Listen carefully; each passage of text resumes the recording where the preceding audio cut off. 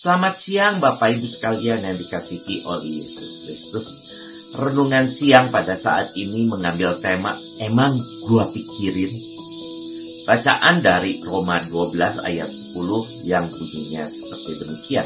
Hendaklah kamu saling mengasihi sebagai saudara dan saling mendahului dalam memberi hormat. Bapak Ibu sekalian yang dikasihi oleh Yesus Kristus.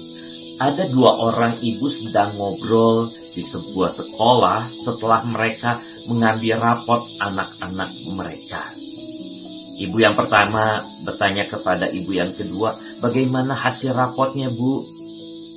Spontan ibu yang ditanya tersebut menceritakan seluruh prestasi anaknya dengan penuh semangat dan bangga. Selain menjadi juara pertama, anak saya dapat beasiswa untuk studi lanjut di luar negeri. Ibu kedua itu terus-menerus menceritakan kehebatan-kehebatan anaknya, sambil juga mengajari cara-cara belajar anaknya tersebut. Ibu pertama yang bertanya itu diam saja, sampai ibu kedua itu bertanya, bagaimana dengan anak ibu? Dengan sedih, ibu yang pertama itu menjawab, ya, anak saya tidak naik kelas. Lalu ibu pertama itu pergi. Bapak Ibu sekalian yang dikasihi oleh Yesus Kristus, kalau kita menyimak cerita tadi, kita dapat melihat bahwa seringkali kita membanggakan diri sendiri, membanggakan keluarga kita tanpa kita sadari. Dan tidak jarang dengan membanggakan diri, kita menyakiti hati orang lain. Dengan demikian, kita menempatkan diri kita lebih dari orang lain.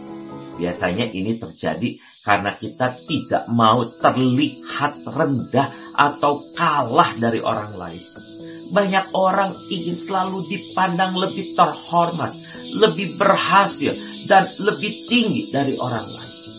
Semua ini yang menyebabkan kita tidak memperhatikan, kita tidak peduli dengan lawan bicara kita. Kita tidak peduli perasaan dan permasalahan lawan bicara kita. Kita lebih peduli dengan diri kita sendiri. Firman Tuhan pada saat ini mengingatkan kita semua untuk saling mengasihi dan memberi hormat. Memberi hormat yang dimaksud oleh Rasul Paulus dalam ayat ini adalah menempatkan orang lain lebih utama dari diri kita sendiri. Rasul Paulus ingin kita lebih memperhatikan orang lain dalam segala hal. Misalnya, ketika kita berbicara dengan seseorang, maka kita harus memusatkan perhatian kita pada lawan bicara kita itu. Dengan demikian kita dapat memahami maksud pembicaraannya, kita dapat merasakan pergumulannya, kita dapat membaca suasana hati, dan akhirnya kita bisa menunjukkan rasa empati kita pada lawan bicara kita. Kita bisa tertawa bersama, kita dapat menangis bersama, dan bukan mereka menangis, kita tertawa. Jika demikian, kita akan menjadi orang yang akan memikirkan diri sendiri. Dan akan muncul prinsip, emang gua pikirin. Bapak Ibu sekalian yang dikasihi oleh Yesus Kristus, Rasul Paulus mengajak kita untuk menyatakan kasih kita dengan berbela rasa dengan lawan bicara kita. Mari kita saling peduli dan saling perhatian dengan siapapun.